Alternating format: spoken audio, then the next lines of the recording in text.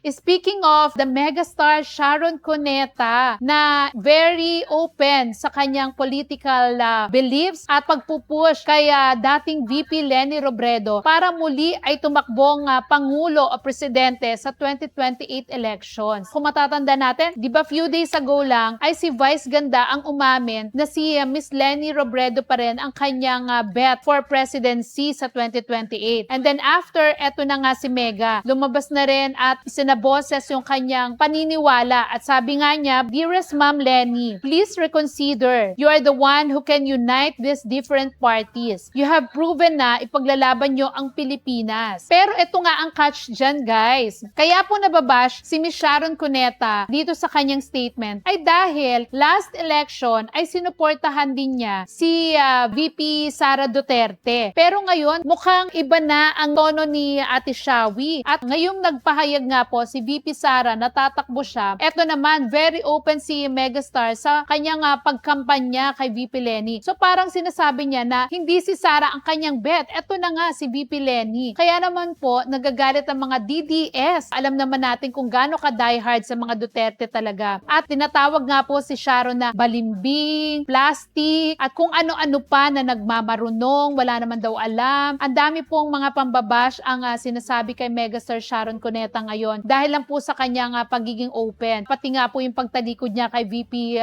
Sara Duterte. Inilalait po sa kanya, ibinabash sa kanya. Pero alam niyo po, may kanya-kanya talaga tayong paniniwala. Kung feeling ni Mega ay mas pabor na siya kay Leni dahil na turn off siya o hindi siya na-satisfy doon sa performance ni VP Sara, wala tayong magagawa. Choice niya yon at opinion niya yon. Pero dapat si Megastar maging handa rin siya doon sa mga pambabash ng mga netizens na hindi rin naman niya mapiplease lahat.